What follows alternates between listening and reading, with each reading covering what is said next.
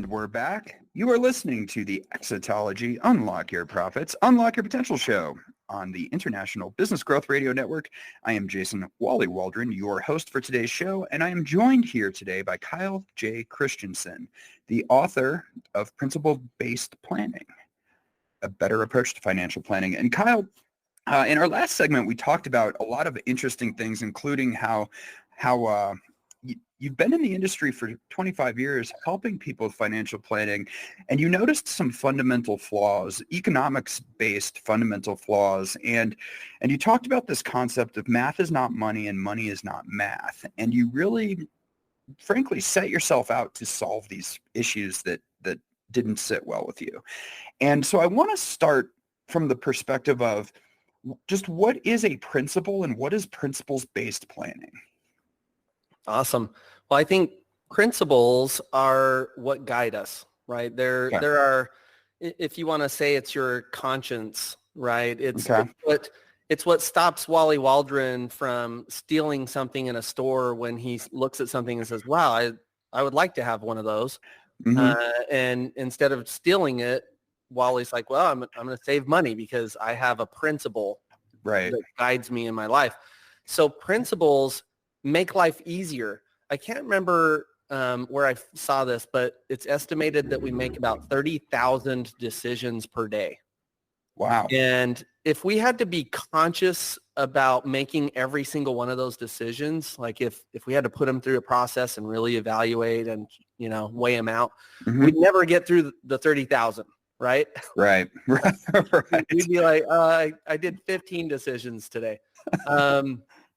Most of those decisions are made almost automatically, right? They're made almost automatically. They're almost subconscious because we have principles. So Ray Dalio, in his book, which is really his autobiography, Principles, Life and Work, he says this in the very first paragraph. He says that the most important thing he learned was to live his life based on principles that teaches him what's true and what to do about it. Wow. Okay? Yep. So principles, everybody knows what a compass is, right? And how does a compass work? It has a magnetism, right, inside of it, and it points a certain direction no matter where you're at in the world. And so it gives you something that you can go back to and say, well, where am I based on this? Right. Thing that's always true. Okay. So that's what a principle is. A principle is something that doesn't change, right? It's something that always points a certain direction.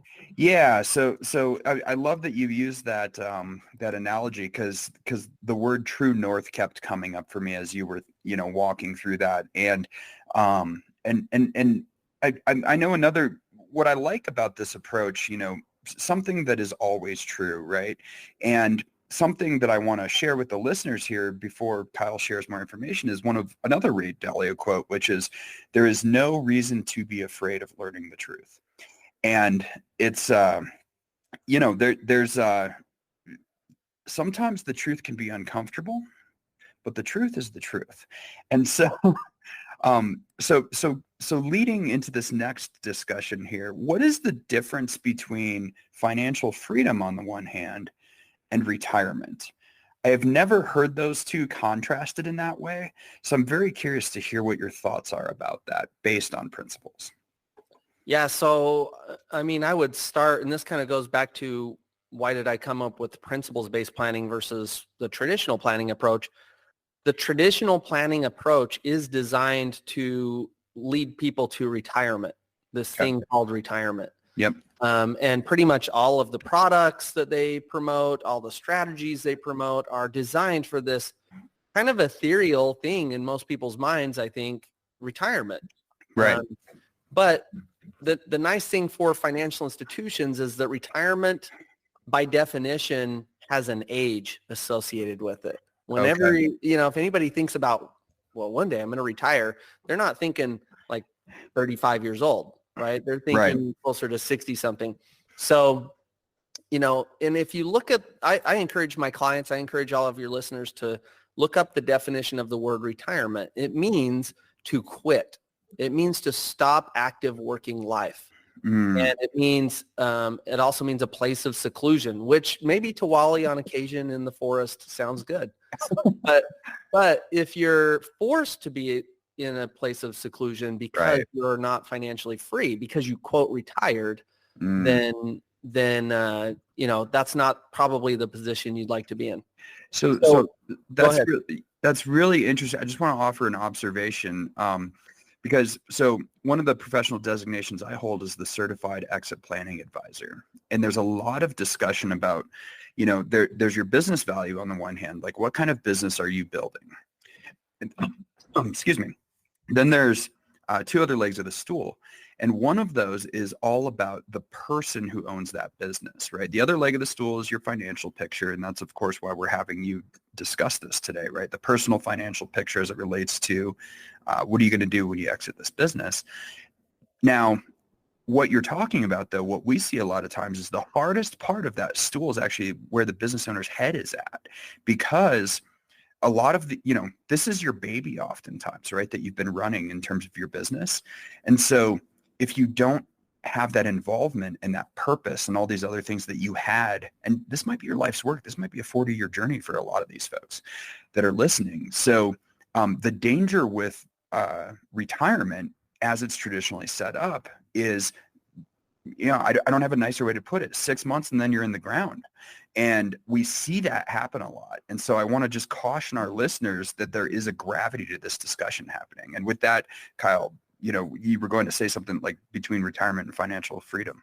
Yeah, absolutely. Yeah, I mean, the statistics don't lie in that almost 67% of Americans who are currently retired, they say that Social Security retirement income is a major source of income. So that's not a good comment about that. That means a lot of people are quitting their jobs, and not because they have the capability, not because they have financial freedom or ability to do whatever they want whenever they want. It's they're highly dependent now on the government. Right.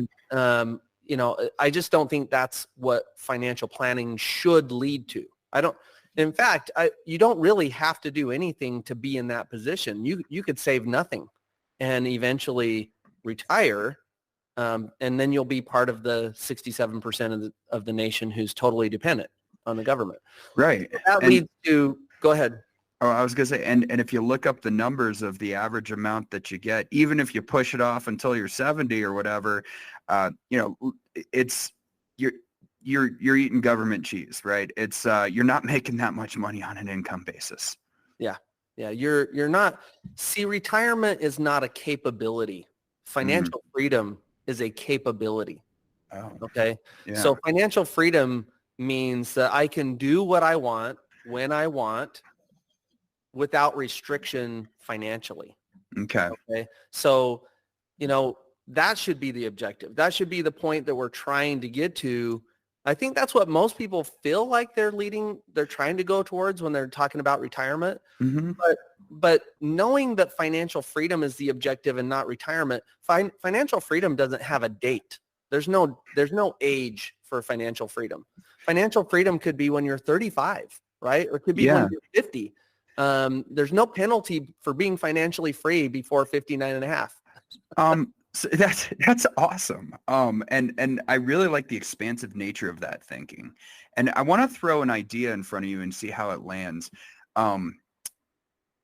Financial freedom, I thought, coming into this conversation, going back to sort of, numerically based definitions, I thought financial freedom simply meant that my passive income is more than my active costs every single month. How am I doing there? Can you grade that concept for me? Yeah, I think that's the how. Like, how do I become financially free? Okay. Right? I think financial freedom, like I said, is a capability, but how do we get that capability? Yeah. And that leads to an important point that I think you're bringing up is the idea of what is a real asset. Okay. Because in order to have the capability of financial freedom, I have to have income still coming in from somewhere. In fact, it's got to be enough to replace to pay for my chosen lifestyle. Right. And if it's not, then I'm actually not as financially free as I am now. Right. Does that make sense? Yeah. So, So I want to get something called a real asset. And I think nobody explains what a real asset is better than Robert Kiyosaki, who wrote Rich Dad, Poor Dad. Okay. And he says that an asset is something that puts money in my pocket. Okay. And he says you can identify the difference between an asset and a liability based on the direction of the cash flow. And so I think a real key with this, and where I diverge from the rest of the financial planning world, is the financial planning world actually cannot sell assets. They don't sell assets. Interesting. Okay. They actually sell, for the most part, liabilities that are assets to the financial industry, right? But they're not assets to you and me. So what would someone, so I can just imagine some of my listeners, their brain is exploding right now, right? And so let's throw out a very common one, which is, I think Kyle just said that my biggest asset in my personal life, which is my house, but is also, costing me, say, $2,000 a month or whatever the mortgage is, $5,000, whatever that is a liability. Is that basically what you just said? Yeah. Wow. And I'm not saying people shouldn't have liabilities. Right. Liabilities sometimes are good. Like I have a lot of fishing equipment. It's a liability. Right. I don't get cash flow from it. I send money away to get it. Right. But if I'm confusing, where it becomes a problem is when I start confusing an asset or a liability and start to try and make it an asset, or I think it's an asset. Yeah. And it's never producing any income to me. I'll give you the one that's probably most common throughout the United States, and that's retirement plans, retirement accounts. Yeah. And which direction does the cash flow go for decades in wow. Yeah. Yeah. It goes into a hope and dream for later, basically, is what you're saying. Yeah. Wow. All right. Well, Kyle, we're going to take, this has been enlightening. And folks, we're only halfway through here, so we're about to keep going. Before we do that, we're going to take a short 2-minute break. Folks, you can always visit exitology.com and click on Contact Us. Send us any question under the sun, business or financial related, and we will answer it in an upcoming podcast episode. I'm Jason Waldron, and we will be back after a short 2-minute break. You are listening to the Exitology Unlock Your Profits, Unlock Your Potential show on International Business Growth Radio.